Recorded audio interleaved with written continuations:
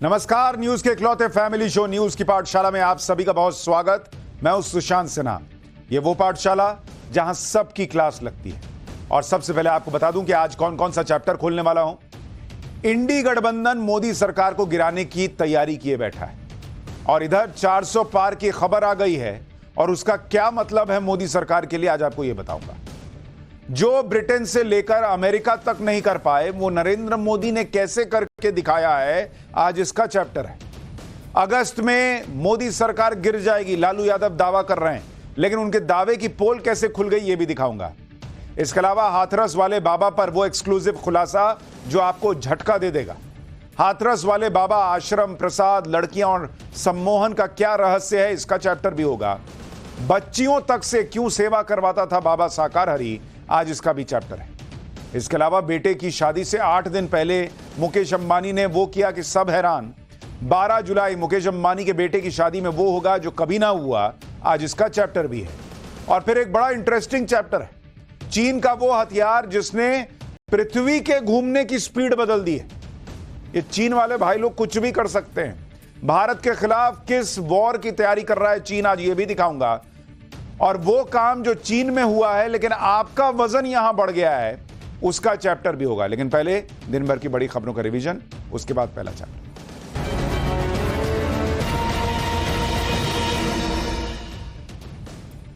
Paris Olympic में देश का प्रतिनिधित्व करने वाले खिलाड़ियों से प्रधानमंत्री नरेंद्र मोदी ने मुलाकात की।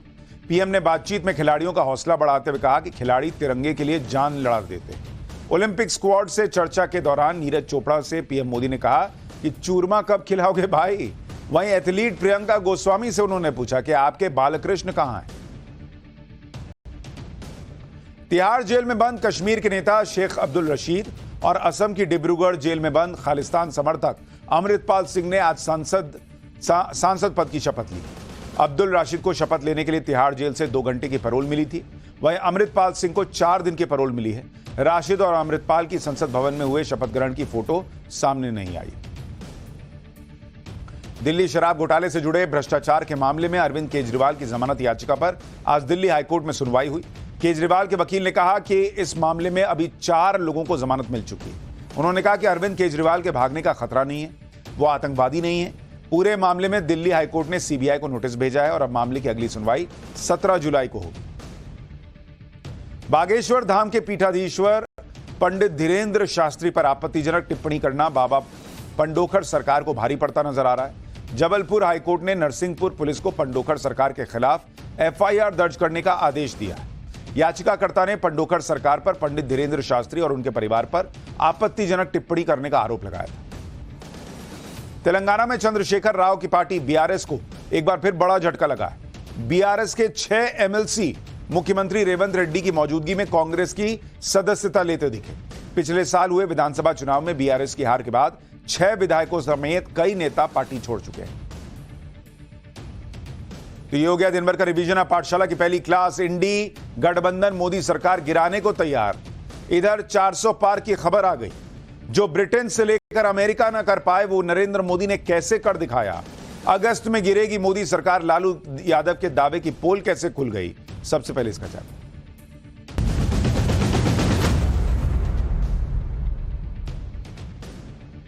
जब से नरेंद्र मोदी ने तीसरी बार चुनाव जीता और प्रधानमंत्री बने, तब से इंडी गठबंधन यही ख्याली पुलाव पका रहा है। बॉस, ये सरकार तो गिर जाएगी, इसको तो गिरा देंगे, ये सरकार नहीं चलने वाली। पहले तो इंडी गठबंधन ने बहुत जोर भी लगाया कि नरेंद्र मोदी तीसरी बार प्रधानमंत्री ही ना बन पाए। लेकिन जब नरेंद्र मोदी ने तीसरी बार भी शपथ ले ली और सरकार बनाकर दिखा दिया, तो अब इंडी गठबंधन इस चक्कर में है कि यह सरकार जैसे तैसे तो गिरा ही देनी। इसके लिए इंडी गठबंधन वाले महीने और तारीखें भी बता रहे थे कि कब यह सरकार गिर जाएगी। लेकिन इधर इंडी गठबंधन मोदी सरकार गिराने की तैयारी ही करता रहा। उधर 400 पार की एक ऐसी खबर आ गई जिसने सबको हैरान भी कर दिया और नरेंद्र मोदी की ताकत भी बता दी। जो ब्रिटेन से लेकर अमेरिका नहीं कर पाए वो नरेंद्र मोदी ने कैसे करके दिखाया है, यह सब आपको आगे विस्तार से बताऊंगा। लेकिन पहले देखिए कि प्रधानमंत्री नरेंद्र मोदी को चुनाव जीते 1 महीना हो चुका है, लेकिन इस 1 महीने में एक इकोसिस्टम बार बार यह नैरेटिव बना रहा है कि नरेंद्र मोदी की तो नैतिक हार हो गई। वो तो 1/3 प्रधानमंत्री हैं, क्योंकि उनकी सरकार नायडू नीतीश के कंधों पर है। मतलब ये वैसे हो गया कि वर्ल्ड कप भले इंडिया जीत जाए, साउथ अफ्रीका ये कहता फिरे कि इंडिया जो है वो 250 के पार तो मारा नहीं रन, तो नैतिक हार। अरे बॉस, लेकिन ये लोग ये बात इसलिए कर रहे हैं क्योंकि मोदी सरकार में फूट डालने का प्रयास ये सब कर सकें। भाई एक सेंटिमेंट पैदा कर दो कि ये सरकार गिर जाएगी, फिर मोदी सरकार में फूट डालने के प्रयासों को जस्टिफाई भी तो करना है कि भाई हम तोड़फोड़ नहीं कर रहे हैं, ये तो इनको तो जनादेश ही नहीं मिला इसलिए टूटेगी, या इनको तो हट ही जाना चाहिए। जनमत नरेंद्र मोदी को नहीं मिला, ये साबित कर दो किसी तरह। फिर अपने कार्यकर्ताओं को लगातार तीसरी हार के बाद निराश होने से भी तो बचाना है, तो उसके लिए बोलते रहो कि नहीं ये मोदी सरकार गिर जाएगी क्योंकि इसको तो जनादेश नहीं मिला है, इसको तो इसकी मॉरल लॉस है, मॉरल विक्ट्री नहीं हुई है। लेकिन विपक्ष क्या अगस्त तक नरेंद्र मोदी की सरकार गिरा पाएगा या नहीं, इसका सच आपको बताने से पहले आपको दिखाता हूं कि कैसे ब्रिटेन से आई 400 पार की खबर मोदी विरोधियों के लिए असली जवाब है। कैसे सरकार ब्रिटेन में बदली है, लेकिन सबसे पहले ध्वस्त इंडी गठबंधन का मोदी विरोधी एजेंडा हो गया है। दरअसल ब्रिटेन में मौजूदा ऋषि सुनक सरकार अपना चुनाव हार गई। आज ब्रिटेन में आम चुनाव के नतीजे आए। उसने एक बार फिर नरेंद्र मोदी की ही बात को सही साबित कर दिया कि भारत में उनकी जो तीसरी बार चुनावी जीत हुई है वो कोई मामूली जीत नहीं है। जो दुनिया में नहीं हो रहा है वो नरेंद्र मोदी ने करके दिखाया है। क्योंकि आप खुद देखिए कि भारत की तरह ब्रिटेन में भी 5 साल बाद आम चुनाव हुए, लेकिन भारत में नरेंद्र मोदी लगातार तीसरी बार प्रधानमंत्री बन गए। ब्रिटेन में ऋषि सुनक अपनी कुर्सी नहीं बचा पाए। भारत में तो बीजेपी फिर सत्ता में आ गई, लेकिन ब्रिटेन में ऋषि सुनक की कंजर्वेटिव पार्टी बुरी तरह हारी है। भारत में विपक्ष एकजुट होकर, सब मिलना गए थे भाई, सब मिलकर 235 लाए, फिर भी सत्ता हासिल नहीं कर पाए। नरेंद्र मोदी को सबको मिला के भी ज्यादा सीटें 240 आई, लेकिन ब्रिटेन में विपक्ष ने बैठी हुई लेबर पार्टी ने बाजी मार ली। भारत में विपक्ष 10 साल बाद भी सत्ता से दूर है, लेकिन ब्रिटेन में लेबर पार्टी ने 14 साल बाद दोबारा सत्ता में एंट्री कर ली। भारत में लगातार तीसरे चुनाव में उतरी बीजेपी ने अकेले इंडी गठबंधन से ज्यादा 240 सीटें हासिल की, लेकिन ब्रिटेन में सत्ता में रहने वाली कंजर्वेटिव पार्टी को इतिहास की सबसे बुरी हार झेलनी पड़ी। विपक्षी लेबर पार्टी को वहां 400 सीटें आई हैं, 400 पार हो गया वहां मामला, लेकिन यहां का विपक्ष कांग्रेस पार्टी 99 पर ही ऐसे कूद रहे जैसे उन्होंने 400 पार कर लिया। और यही वजह है कि नरेंद्र मोदी ने बार बार यह कहा है कि जब दुनिया में ज्यादातर देशों में सरकारें बदल रही हैं, कोई सत्ता में टिक नहीं पा रहा बॉस, दुनिया में यह हालात हो गए, उस दौर में भी जनता अगर उन पर, नरेंद्र मोदी पर विश्वास जता रही है तो यह कोई मामूली बात नहीं है। अगर नरेंद्र मोदी जवाहरलाल नेहरू के बाद लगातार तीसरी बार प्रधानमंत्री बनने का इतिहास रच रहे भारत में, तो बॉस ये सिर्फ भारत के लिहाज से नहीं, दुनिया में क्या चल रहा है उसको देखिएगा, तब समझ में आएगा कि नरेंद्र मोदी ने कैसे इतिहास दुनिया के लिहाज से भी रचा है।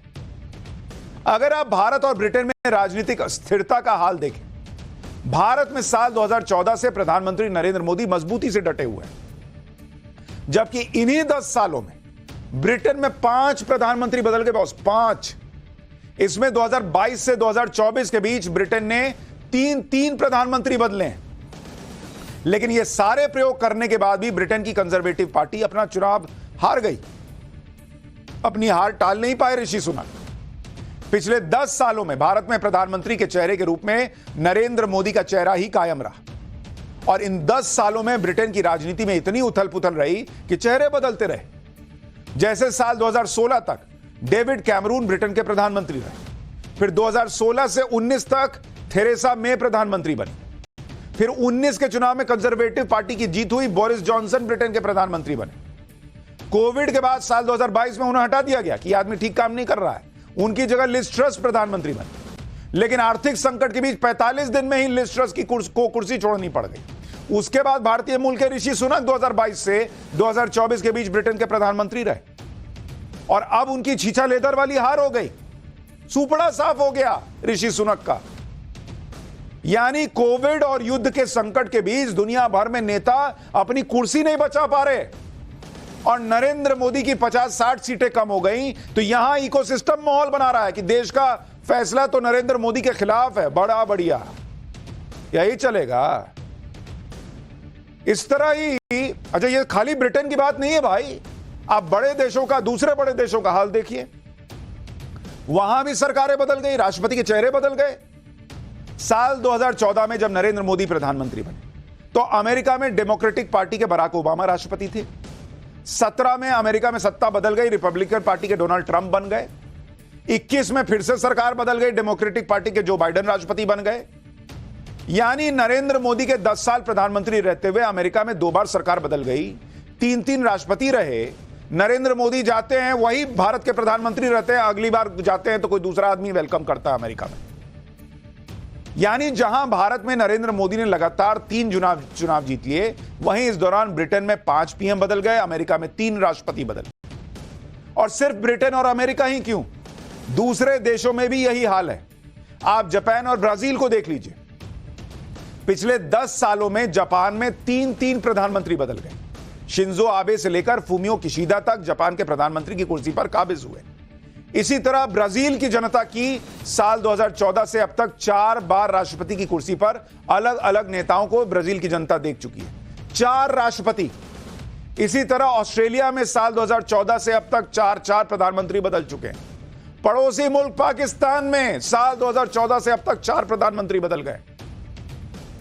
यह दुनिया में पॉलिटिक्स का हाल हो गया है बॉस।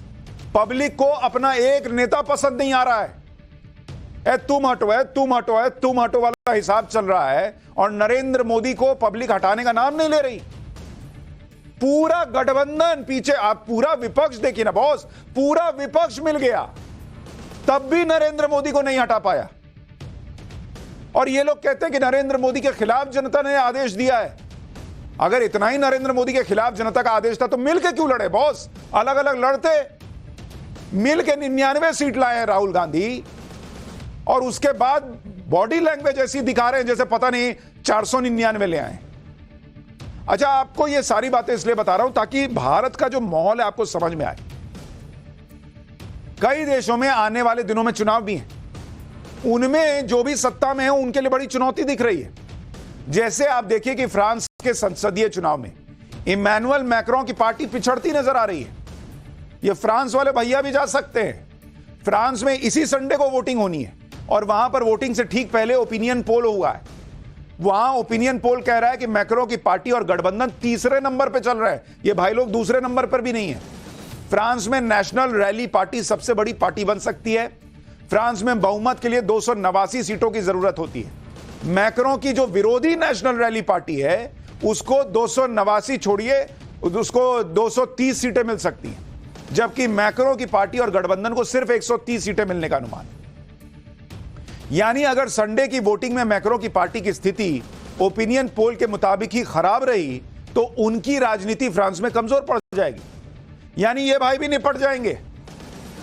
आप सोचिए नरेंद्र मोदी ने क्या हासिल किया है 10 साल के बाद भी सत्ता में वापस आकर। दुनिया में क्या माहौल हो रखा है। इसी साल अमेरिका में नवंबर में राष्ट्रपति का चुनाव है भाई। चुनाव से पहले अमेरिका के राष्ट्रपति जो बाइडेन की हालत बहुत खराब है। सर्वे में डोनाल्ड ट्रंप जो बाइडेन से आगे दिख रहे हैं। जो बाइडेन की पार्टी इस पर भी विचार कर रही है कि उनकी जगह उपराष्ट्रपति कमला हैरिस को राष्ट्रपति का उम्मीदवार बना के देखें क्या। लेकिन कमला हैरिस भी सर्वे में डोनाल्ड ट्रंप की लोकप्रियता के मुकाबले बहुत पीछे दिख रही। पिछले 3 सालों में जो बाइडेन की लोकप्रियता का ग्राफ बहुत गिर गया है, इसलिए उनकी अप्रूवल रेटिंग भी जनवरी 2021 में जो 55% थी वो घटकर 37% रह गई। वहीं उनकी डिसअप्रूवल रेटिंग जनवरी 2021 में जो 32% थी वो और 25% बढ़कर 57% हो गई। मतलब लोग कह रहे नहीं चाहिए भाई जो बाइडेन, जो होए सो है, अब तो ट्रंप आएगा। ये महामाहौल बना हुआ है। यानी जो बाइडेन से भी कुर्सी पे लौटना जो है वो संभव नहीं हो पा रहा। अच्छा, इसके अलावा हाल ही में ट्रंप और जो बाइडेन के बीच में प्रेसिडेंशियल डिबेट हुई थी, जिसके बाद हुए सर्वे में ज्यादातर लोगों ने यह माना कि डिबेट में ट्रंप की जीत हुई है और जो बाइडेन मजबूत नहीं दिखे। वो अपनी बात ही सही से नहीं रख पाए, कई शब्द तक ठीक से बोल नहीं पा रहे थे और उनकी एनर्जी भी डाउन दिख रही थी। अब हमारे यहां तो संसद में बहस के बाद होता नहीं कि राहुल गांधी को आप कितने नंबर देते हैं और यहां नरेंद्र मोदी के भाषण को कितने नंबर देते हैं। यहां तो अपना ही इकोसिस्टम राहुल गांधी को नंबर देके कह देता गजब कर दिए बॉस। अच्छा, इसी तरह आप कनाडा की राजनीति देखिए। वो कनाडा वाले जो भाई साहब हैं जस्टिन ट्रूडो, वो भाई साहब के पैर कांप रहे हैं। वहां अगले साल चुनाव है और चुनाव से पहले जो सर्वे की रिपोर्ट आ रही है कनाडा से, उसमें यही लग रहा है कि कनाडा के प्रधानमंत्री जस्टिन ट्रूडो की भी कुर्सी खतरे में है। हाल ही में कनाडा में भी सर्वे हुआ और जस्टिन ट्रूडो की पार्टी को सिर्फ 27% वोट मिलते दिख रहे हैं। इतना खालिस्तान खालिस्तान करते हैं, उनके लिए जो है चरणों में गिरे जाते हैं। 27% वोट दिख रहा है सर्वे में, जबकि विपक्षी पार्टी को 41% वोट मिलते दिख रहे हैं।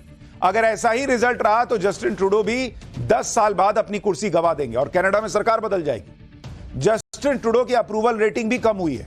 अप्रूवल रेटिंग के मुताबिक अभी सिर्फ 30% जनता ही ट्रूडो के पक्ष में है, जबकि 63% पब्लिक ने ट्रूडो को नापसंद किया है। आप देखिए दुनिया में क्या चल रहा है और भारत में कैसे नरेंद्र मोदी एक मजबूत सरकार बार बार दिए जा रहे हैं। पूरी दुनिया में सरकारें टिक नहीं पा रही। हालत यह है कि ये नेता नरेंद्र मोदी से मिलते होंगे तो पूछते होंगे कि मोदी जी जरा बताइए कैसे आप लौट आए बॉस, हम लोग से तो नहीं हो रहा है। बड़े बड़े नेता चुनाव हार रहे हैं, लेकिन नरेंद्र मोदी उन चुनिंदा ग्लोबल नेताओं में हैं जो 3 बार से न सिर्फ चुनाव जीत रहे हैं बल्कि पूरी धमक के साथ सरकार चला रहे हैं। 10 साल सरकार चलाने के बाद आज भी नरेंद्र मोदी दुनिया में सबसे ज्यादा अप्रूवल रेटिंग वाले नेता बने हुए हैं। आप नरेंद्र मोदी की अप्रूवल रेटिंग देखिए ना। इसके बावजूद विपक्ष नैरेटिव यह बना रहा है कि इनको तो जनमत नहीं मिला है।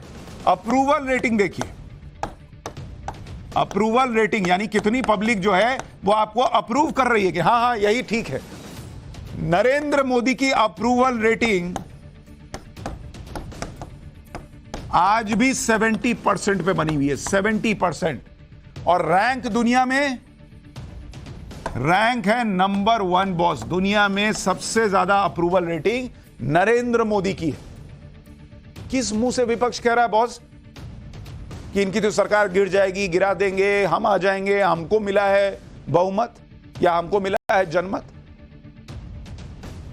हमने दुनिया भर का हाल आपको दिखाया, लेकिन सिर्फ दुनिया को ही क्यों देखना भाई? भारत के पड़ोस में नेपाल को ही देख लीजिए, वहां भी सियासी तूफान मचा हुआ है। नेपाल में मौजूदा प्रधानमंत्री पुष्प कमल दहल प्रचंड की कुर्सी खतरे में है, क्योंकि नेपाल में प्रचंड की सरकार पूर्व पीएम ओली की पार्टी के समर्थन से चल रही है। अब ओली की पार्टी ने प्रचंड से समर्थन वापस ले लिया और नेपाली कांग्रेस से हाथ मिला लिया। ओली की पार्टी के समर्थन वापस लेने से प्रचंड की सरकार अल्पमत में आ गई और अब उन्हें बहुमत साबित करना होगा, नहीं तो इस्तीफा देना होगा। आज ब्रिटेन के जो चुनावी नतीजे आए उनसे एक ही बात सामने आ रही है कि दुनिया में ज्यादातर सरकारें इसलिए गिर रही हैं क्योंकि वहां की सरकारें अपने देश को अच्छी तरह से संभाल नहीं पाई। फिर चाहे वो कोविड मैनेजमेंट की बात हो, चाहे महंगाई कंट्रोल की बात हो, चाहे आर्थिक तरक्की की बात हो, चाहे युद्ध को लेकर पॉलिसी की बात हो, पब्लिक को लगा कि नहीं कर पा रहा है भाई, इसको हटाओ। ये इंडिया में नहीं हुआ। दुनिया में इन चुनौतियों के बावजूद अगर नरेंद्र मोदी भारत में लगातार जीत रहे हैं तो इसका सीधा मतलब यह है कि उन्होंने इन चुनौतियों को जिस तरह से भारत में कंट्रोल किया, पब्लिक ने उसको अप्रिशिएट किया। ठीक है, आप गठबंधन बना लिए, जातिगत समीकरण सेट कर लिए, कहीं बीजेपी की गलतियां हुई, कहीं एंटी इनकम्बेंसी, कहीं अंदर भीतर घात हुआ, कहीं किसी ने कुछ किया तो कुछ सीटें कम हो गई, लेकिन मोटे तौर पर देश में नरेंद्र मोदी को सीटें आई। और इसकी वजह रही कि कोविड मैनेजमेंट की दुनिया तारीफ करती है तो पब्लिक को भी दिखता है।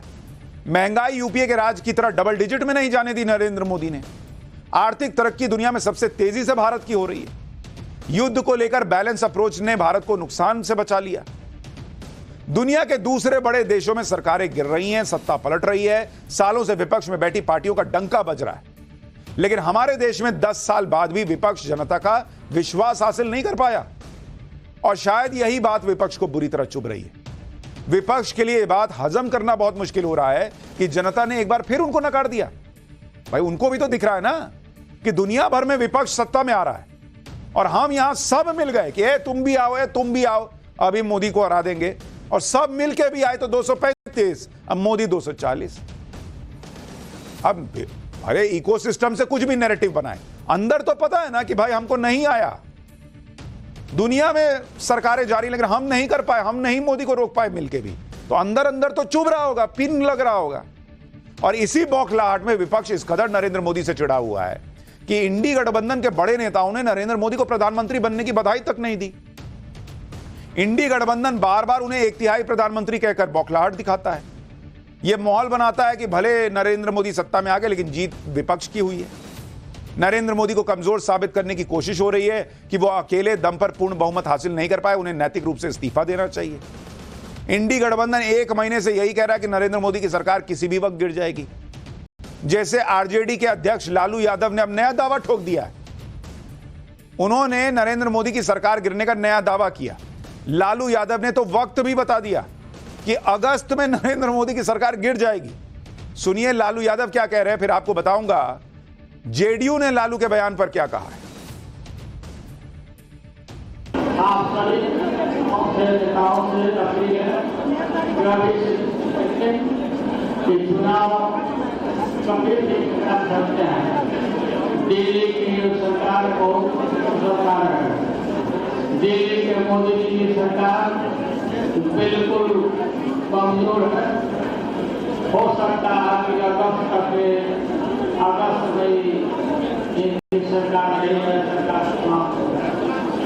काफी बातों में दम है और हम तेजस्वी यादव इस लड़ाई को हम लड़ेंगे।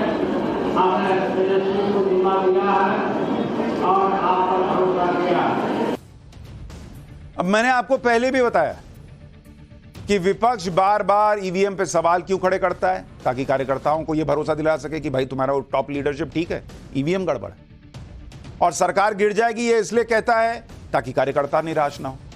भाई लालू यादव को अपने बेटे के लिए भी तो देखना है। तेजस्वी यादव इतना गठबंधन कर लिया बिहार में, बीजेपी गठबंधन फिर भी 30+ पे रहा।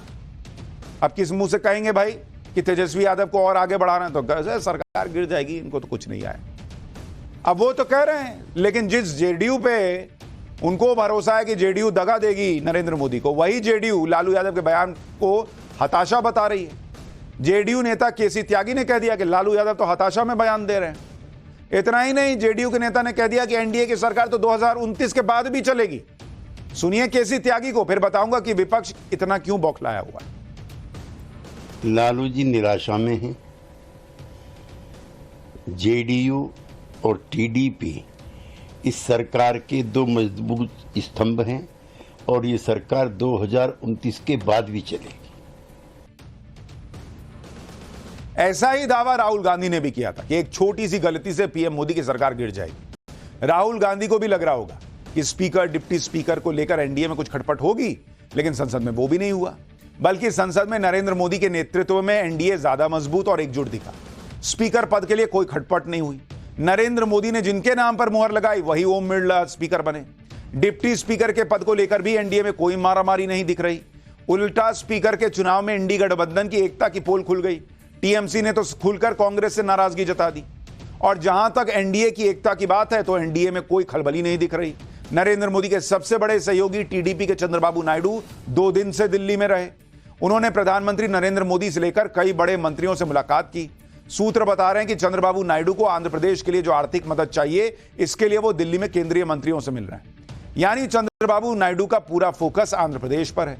इसके लिए उन्हें प्रधानमंत्री नरेंद्र मोदी की मदद चाहिए होगी और इसलिए चंद्रबाबू नायडू सरकार में कोई खेल करेंगे, इसकी गुंजाइश फिलहाल तो दूर दूर तक नहीं थी। दूसरी बात, आप ये देखिए कि संसद सत्र के दौरान प्रधानमंत्री नरेंद्र मोदी ने एनडीए में शामिल अलग अलग पार्टियों के सांसदों से अलग अलग मुलाकात की। यानी नरेंद्र मोदी भी विपक्ष को बार बार यह बता रहे हैं कि एनडीए परिवार एकजुट है और वो अपने सहयोगियों को साथ लेकर चल रहे हैं, ताकि विपक्ष को फूट डालने का मौका ही ना मिले। एक तरफ विपक्ष है जो अपने दम पर तो सरकार बना नहीं पाया, अब इस उम्मीद में बैठा है कि किसी तरह नरेंद्र मोदी के गठबंधन में कुछ खेल हो जाए तो उनकी किस्मत चमके। मतलब विपक्ष का सिलेक्शन टीम में नहीं हुआ, अब वो इस फिराक में है कि नरेंद्र मोदी का पैड गायब कर दें, नरेंद्र मोदी का बैट गायब कर दें, ये बैटिंग ही ना कर पाए। दूसरी तरफ नरेंद्र मोदी हैं जो विपक्ष के दर्द को यह कहकर और बढ़ा देते हैं कि अभी तो उनकी सरकार के 10 साल हुए हैं, अभी 20 साल और बचे हुए हैं। सुनिए एक बार। क्योंकि उन्होंने बार बार ढोल पीटा था 1/3 सरकार।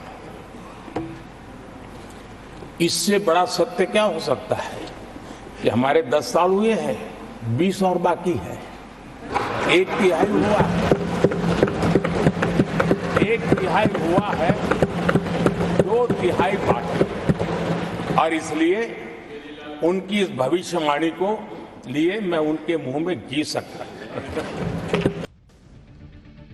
यानी फिलहाल की परिस्थितियों को देखकर तो कहीं से नहीं लग रहा कि अगस्त में नरेंद्र मोदी की सरकार गिर जाएगी। दुनिया का माहौल आपको बताया, जिसमें पता चलता है कि नरेंद्र मोदी का सत्ता में लौटना दुनिया में जो चल रहा है उससे बिल्कुल विपरीत दिशा में बहते हुए नरेंद्र मोदी जो है वो ये काम करके दिखा रहे हैं, इतिहास रच रहे हैं एक तरीके से।